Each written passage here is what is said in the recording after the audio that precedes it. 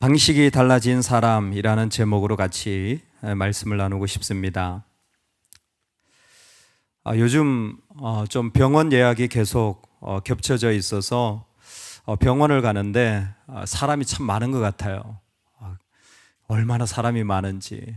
한 병원을 갔는데 한 40분을 기다린 것 같아요. 40분을 기다렸는데 간호사 선생님이 오시더니 환자분 죄송한데 선생님이 지금 너무 바쁘셔가지고 일정이 계속 밀려질 것 같은데 옆에 다른 선생님은 지금 바로 볼 수 있습니다.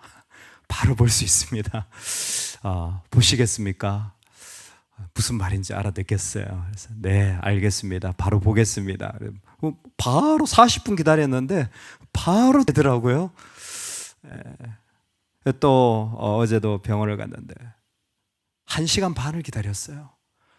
야, 기다리다가 죽겠다. 근데 보니까 여러분도 가보시면 알겠지만 이상하게 어떤 사람 그 선생님은요 줄이 끝나질 않고 어제도 옆에 보니까요 사람이 금방금방 줄어요. 비어 있어요. 어제는 간호사 선생님 말씀 안 하시길래 그냥 계속 기다렸어요. 끝까지 기다렸어요.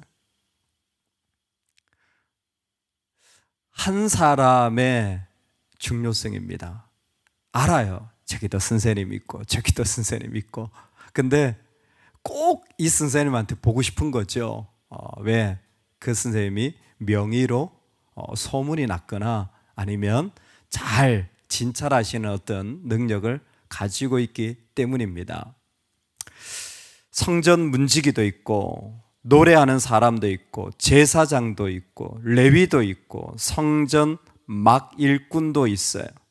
그런데 지금 누가 중요하냐면 한 사람 에스라가 중요한 거예요. 그 사람을 소개하고 있습니다. 여러분, 우리가 얼마나 중요한 사람인지 모릅니다. 이 땅을 살아가면서 세상에 수많은 중요하게 여겨지는 사람들이 있지만 그러나 하나님이 중요하게 여기시는 사람은 좀 다른 것 같습니다. 에스라를 소개합니다. 에스라를 소개할 때 그의 첫 번째 소개의 문구는 바로 율법에 익숙한 학자라는 겁니다. 이전에는 학사라고 소개되었던 바로 그 사람입니다. 에스라가 출발점이 되어서 다른 모든 사람들이 귀환을 두 번째 할 수 있게 되어지는 출발점으로 삼게 되어졌습니다. 조금 에스라를 소개하자면 오늘 말씀에 있는 대로 율법에 익숙하다라는 것은 율법을 연구하고 율법을 해석하는 일들에 자신의 삶의 자리를 열심히 했던 사람들을 말합니다. 사람을 말합니다. 그런데 에스라 이후에 이렇게 율법을 연구하고 해석하고 보존하는 사람들이 이제 막 일어나기 시작합니다. 그것을 신약을 좀 연구해 보면 하나의 무리로 이루어질 만큼 많아지는데 그게 맛소라 학파라는 것으로 세워지게 되어져요. 우리가 읽고 있는 탈무드라는 것도 이미 예수님 오시기 이전에 히브리인들의 지혜의 책이라면 그것이 바로 이 맛소라 학파들과 함께 연루되어 있는 당시의 율법을 연구하는 자들의 지혜였습니다. 그리고 그 무리들이 예수님 오시면 하나의 명칭으로 정리되어지는데 서기관들이라고 신약에는 표현되고 있습니다. 다만 에스라로부터 이어진 서기관에 이르기까지는 그 느낌이 조금은 다릅니다. 서기관을 향하여 예수님이 정말 독사의 자식들이라고 책망을 했던 그룹을 에스라에게 적용한다면 약간 좀 잘못된 적용이 될 수 있습니다. 왜냐하면 오늘 에스라를 우리가 6절에서 볼 수 있지만 10절에서 다시 한번 공부만 할 뿐만 아니라 어떻게 말하고 있냐면 에스라가 여호와의 율법을 연구하여 준행하며 율례와 규례를 이스라엘에게 가르치기로 결심하였었더라. 아멘. 즉 이 사람은 말씀을 깊이 연구할 뿐만이 아니라 그것이 자신의 삶의 방식이 되었고, 그리고 그 방식이 또 다른 사람에게 영향을 주고 있는 사람이라는 것입니다. 가르쳤다라는 것은 성경 공부했다라는 게 아니에요. 이 한 사람의 모습을 보고 다른 사람이 영향을 받았다라는 거죠. 여러분, 방식이 달라지는 은혜가 있기를 주의 이름으로 축원합니다. 삶에 나는 그렇게 말할 수 없어요. 나는 그렇게 행동할 수 없어요. 나는 이렇게 할 수밖에 없는 하나님의 사람입니다. 왜요? 메시지가 나한테 있기 때문에, 그 메시지가 나한테 있기 때문에 앉아서 이것을 외우고 연구하며 거기에서 더 나아가 그 말씀의 방식이 내 것이 되어서 도무지 그렇게 말할 수 없는 삶의 자리에 선 사람. 여러분, 의외로 말씀의 전문가들이 많다고 말할지 모르겠지만 정말 하나님이 찾으시는 사람은 바로 그 말씀이 방식이 되어진 사람이에요. 그 말씀이 방식이 되어진 사람. 그래서 예전에는 아이들을 교회에서 말씀을 가르친다라는 게 뭘까? 막 영상물도 사용하고 활동 자료도 하고 이렇게 하는 것들 참 잘하는 것이라 생각했어요. 시간이 지나 보니까요, 정말 말씀을 잘 가르치는 부서는 느낌이 달라요. 어떤 부서냐? 순종이 돼요. 말씀이 있는 사람들은 서로 순종하려고 합니다. 이상하게 목사님들 그룹에 가면 감사한 게 뭐냐면 뭘 하나 던져 놓으면 서로 순종하려고 해요. 그게 말씀의 영향으로 자신의 모습들이 달라진 거예요.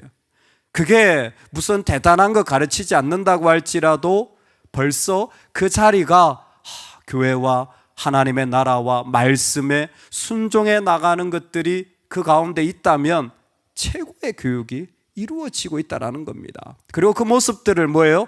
자연스럽게 주변 사람들이 보고 있는 거예요.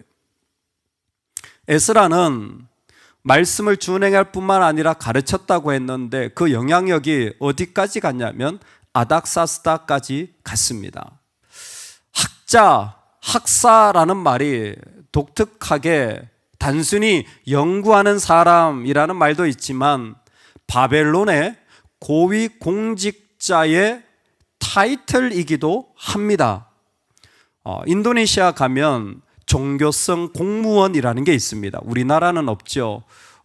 근데 인도네시아는 종교성 공무원이라는 게 있어요. 제가 생각할 때 이 학사라는 게 종교성 장관이 아닐까.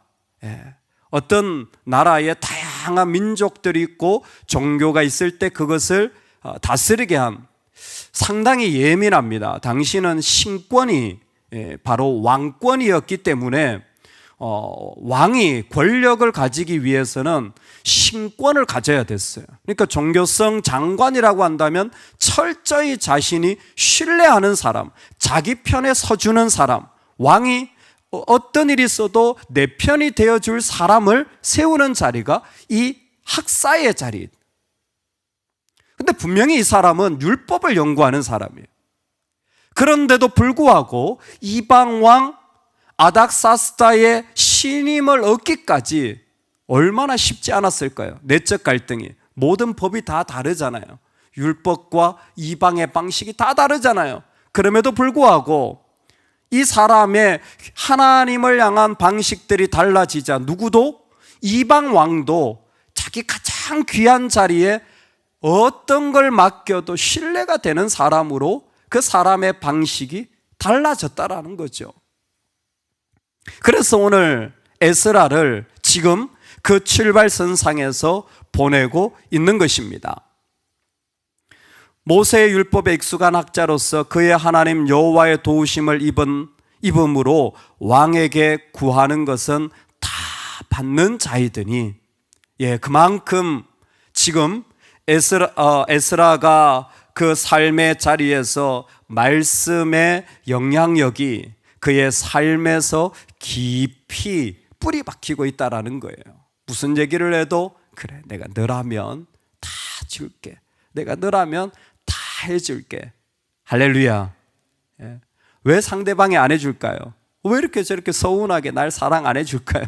왜 이렇게 나를 스포트 안 해줄까요? 왜요? 나한테 말씀이 없어서 내가 말씀으로 잘 안 서니까 맨날 인간적인 마음만 얘기하니까 신뢰의 관계가 안 쌓이는 거예요. 예, 그 사람이 문제일 수 있습니다. 근데 성경은 그렇게 말하지 않아요. 나의 마음에, 나의 모습 속에 아직도 그 메시지가 실제로 담겨지지 않은 거예요. 그렇게 그 말씀의 자리에 섰지만 정말 십자가에 죽은 복음의 모습이 나한테 얼마나 있는지, 여러분, 그 방식이 이루어진다면 하나님이 개입하셔서 얼마든지 신뢰할 수 있는 사람을 이 땅에 세우는 것이 우리의 축복인 줄로 믿습니다. 하나님은 에스라를 보내십니다. 사실 이스라엘의 시급한 문제는 경제적 불평등, 정치적 갈등 같은 해결할 수 없는 큰 문제들이 지금 그곳에 가득합니다.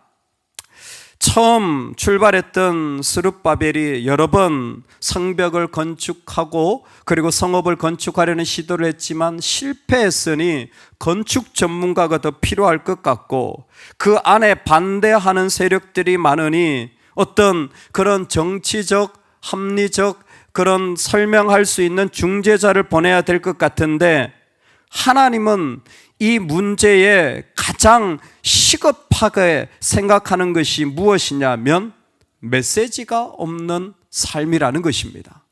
이스라엘에 내 영혼을 깨뜨리고 내 삶의 방식을 다르게 할 그러한 모든 자리를 섬길 한 사람이 가장 시급하다라고 생각해요. 그 일을 하기에 가장 책임자가 에스라라는 겁니다. 건축을 몰라도, 정치를 안 했어도, 경제에 어떤 그러한 관점이 없더라도, 아닥사스다 같은 사람이라도 신임하고 마음을 하나님의 그 놀라운 은혜로 함께 영향을 미칠 수 있는 사람이라면 제사장도 레위도 누구를 맡겨도 괜찮을 만한 그러한 하나님의 도구가 되어지는 것입니다. 그러니 하나님의 방식으로 세워진 한 사람의 손은 말할 수 없이 귀하고 아름다우며 놀라운 하나님의 통로가 되어지는 것입니다. 여러분, 오늘 우리가 하나님의 말씀의 방식대로 우리의 삶의 자리가 세워지기를 주의 이름으로 축원합니다. 아멘. 그러면 과연 말씀대로 내가 달라져야 할 방식이 무엇일까 한다면 저는 몇 가지를 좀 나누고 말씀을 마치고자 합니다. 먼저는 9절이에요. 우리 같이 한번 읽어보겠습니다. 첫째 달 초하루에 바벨론에서 길을 떠났고 하나님의 선한 손에 도우심을 입어 다섯째 달 초하루에 예루살렘에 이르니라. 아멘. 에스라가 출발하면서 언제 출발했는지, 그리고 얼마가 걸렸는지, 그리고 그곳에 언제 도착했는지를 설명하는 구절입니다. 그런데 이 구절이 참 독특한 게, 그가 출발한 때가 언제냐면 첫째 달 초하루에 바벨론에서 길을 떠났다 그랬어요. 첫째 달 초하루. 뭐 어렵지 않죠. 요즘 초하루란 말을 안 쓰니까 그냥 1월 1일 떠났다 뭐 이렇게 하면 간단하겠죠, 그렇죠? 여러분, 그런데 성경을 한 장만 좀 뒤로 넘겨가지고 8장 31절을 한번 읽어보세요. 8장 31절입니다. 제가 읽어드릴게요. 첫째 달 12일에 우리가 아하와 강을 떠나 예루살렘으로 갈새. 성경이 같습니까? 예, 그렇죠? 첫째 달 12일에 우리가 아하와 강을 떠나 예루살렘으로 갈새. 아하와 강은 바벨론의 강입니다. 이스라엘이 오랜 동안 슬퍼하며 시편을 노래했던 강이 아하와 강이에요. 출발을 언제로 했냐면 12일로 해놨어요. 12일이 출발일입니다. 그런데 오늘 7장에 보면 언제 출발했다고 했냐면 초하루라고 돼 있어요. 1일 날 출발. 12일의 간격이 생긴 겁니다. 왜요? 이미 출발한다고 했지만 12일의 준비 기간이 필요했던 것 같습니다. 그리고 이 말씀에 첫째 달 초하루라는 것은 특별한 의미가 포함되어져 있는 것 같습니다. 첫째 달 초하루는 어떤 날이냐면 이스라엘 백성이 애굽에서 출애굽한 날이에요. 출애굽기 12장을 읽어보면 출애굽한 날이에요. 그래서 이스라엘에게 이 날은 특별한 날이에요. 근데 첫 번째 출애굽이 첫째 달 초하루에 애굽에서 있었다면 지금 두 번째 출애굽이 일어나는데 바벨론에서 있다라는 거예요. 지금 두 번째 출애굽이 일어나고 있다라는 것을 하나님은 이 날짜를 통하여 이미 그들의 마음을 옮기고 계신 것이죠. 여러분, 정말 주의 말씀이 내 안에 임한다라는 게 뭐냐면 하나님은 이스라엘의 거대한 물결을 보여주면서 출애굽이야. 애굽을 떠나시기를 주의 이름으로 축원합니다. 이전의 내 모습을 떠나시기를 주의 이름으로 축원합니다. 아비 규황 같았던 내 삶의 자리들을 떠나시기를 주의 이름으로 축원합니다. 여러분, 더 이상 그 일에 매이지 않기를 주의 이름으로 축원합니다. 여러분, 그 일들에 말미암아 내가 넘어지지 않기를 주의 이름으로 축원합니다. 여러분, 우리가 이제는 이 땅에 어떤 것도 미련 없이 오직 나를 이끄시는 방향으로 마음껏 달려갈 만큼 왕성한 출애굽, 완전한 출애굽이 있기를 주의 이름으로 축원합니다. 첫째 달 초하루는 이스라엘이 완전히 떠났니? 완전히 이별했니? 라고 물으시고 확인하는 자리인 것 같습니다. 이스라엘 백성이 출애굽하자마자 시내산에서 율법을 가졌다면 바벨론에서 두 번째 출애굽한 백성도 이제는 뭐가 필요하냐면 에스라가 도착하자마자 율법의 시작이 필요하다라는 것을, 하나님으로 말미암아 시작하는 삶이 필요하다라는 것을 강력하게 말씀하시는 거예요. 강력하게. 저희 기도 제목을 부탁드리면서 말씀의 한 부분을 나눕니다. 병원을 갔더니 제가 좀 이 동맥 심장 질환이 있잖아요. 예전에 없었는데 이제 교회를 섬기면서 좀 동맥이 파열된 게 예전에 삼성병원에서 발견됐어요. 그게 제가 두통으로 또 계속 힘들어하는 이제 원인이었습니다. 큰 병원 가야 이게 되더라고요. 다른 데서는 못 찾았는데. 계속 최근에 사실 좀 고통스러운 부분이 있어서 이렇게 심장 질환을 좀 갔었어요. 그랬더니 선생님이 이렇게 확인을 하시더니 혈관 자체가 좀 얇은데 운동을 하시냐 그래서 제가 수영을 좋아합니다. 제가 수영을 하면 1시간씩 너무 재밌습니다. 그랬더니 역시 좀 이렇게 탁월한 분들은 달라요. 몇 가지 딱 확인하시더니 본인이 생각할 때 이건 뭐를 찍어도 안 나오는 병일 것 같다. 수영을 그렇게 하시는 분이 협심증이 있을 것 같지도 않고 다른 어떤 부분에 막혔을 것 같지도 않다. 그랬으면 벌써 돌아가셨을 거다. 검사에도 안 나오는 거예요. 근데 한 가지 얘기를 하시더라고요. 이런 사람들이 극심한 스트레스를 받으면 혈관이 약한데 순간적으로 줄어든다는 거예요.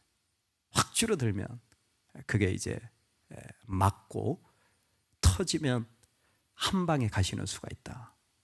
예전에 삼성병원에서 그렇게 얘기했는데 약도 줄 게 없고 당신은 스스로 그래서 어제 선생님 물으시는 거예요. 아니 무슨 일을 하시길래 그렇게 몸이 힘드시냐. 제가 순간적으로 목사라는 말을 못 하겠는 거예요.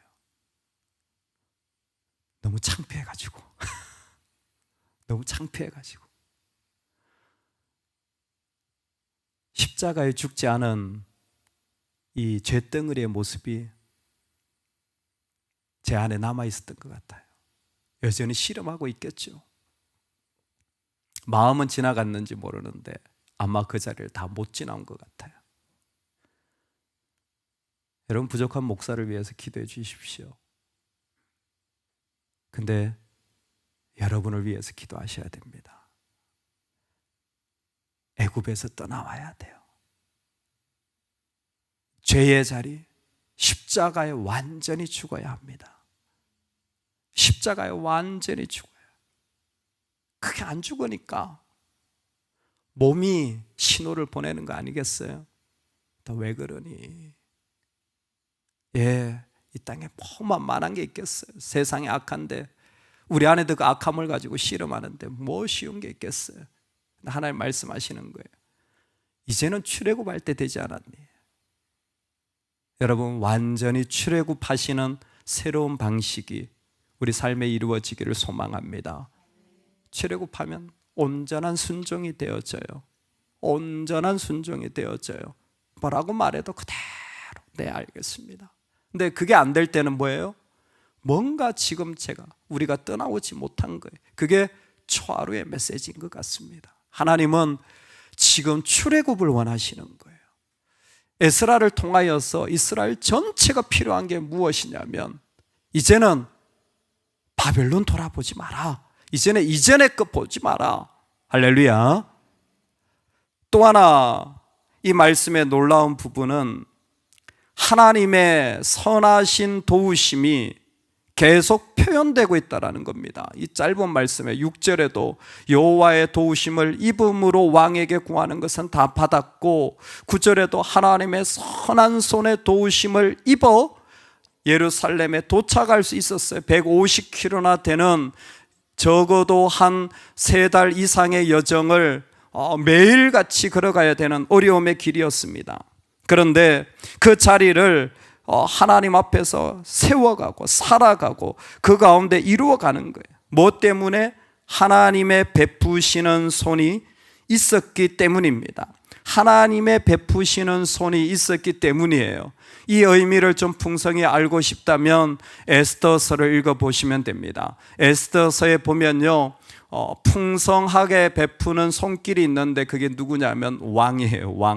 왕이 잔치를 베풀어요. 계속 잔치자리가 나와요. 잔치자리에 에스더는 초대됩니다. 초대된 잔치자리가 에스더에겐 참 난감한 게, 민족의 목숨이 왔다 갔다 하는 것들을 보는 그런 자리이긴 하지만, 지금 하나님의 선하신 손의 이미지가 뭐냐 하면 원래는 아닥사스다가 베푸는 왕의 풍성함이에요. 그런데 하나님은 지금 무슨 얘기니?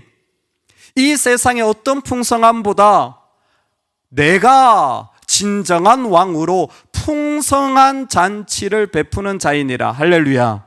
하나님의 풍성하심이, 하나님의 놀라운 풍성하심이, 하나님의 그 부어주시고 베푸시는 손길이 그 가운데 가득하다라는 거예요. 그 가운데 가득하다라는 거예요. 오늘 우리가 주의 말씀 가운데 방식을 바꿔도 하나도 손해보지 않습니다. 왜요? 하나님의 도우시는 손길에 왕이 베푸는 상 정도가 아니라 하나님이 베푸시는 놀라운 상이 우리 가운데 준비되어 있고 지금도 개입하실 것이기 때문입니다. 할렐루야. 이 사람 저 일 좀 안 되더라도 여러분, 우리가 믿음으로 완전히 결단하며 나아갈 수 있는 복이 뭡니까? 하나님의 도우시는 손길이 여전히 우리에게 있음을 믿으며 나아갈 때 괜찮아요. 괜찮습니다. 그럴 수도 있고 안 될 수도 있고 괜찮습니다. 그거 가지고 저는 목매지 않습니다. 왜? 하나님의 도우시는 손길만 있다면 얼마든지 또 달라질 수 있고 얼마든지 다르게 역사하실 손길이 거기에도 있었고 여기에도 있었고 앞으로도 계속되어질 것을 에스라를 보내면서 하나님은 확인 도장을 찍으시는 거 아니겠어요? 하나님 분명히 도우시는 겁니다. 사실 현장은 아비규환처럼 아무것도 없는 그런 땅일지 모르지만 하나님 보실 때는 무슨 얘기니? 내가 함께 하는데, 내가 너와 함께 하여서 너를 도우는데 무슨 얘기니? 염려하지 마라. 내가 그곳에 풍성함으로 채울 것이다. 그래서 우리는 또 내일이 기대되어지는 하나님의 사람들인 줄로 믿습니다. 말씀이 임할 때 우리의 모든 것이 달라집니다. 여러분, 그 말씀이 내 삶을 다르게 하는 놀라운 축복의 자리, 오늘 방식이 달라진 하나님의 사람, 완전히 출애굽한 은혜가 있기를 간절히 축원합니다.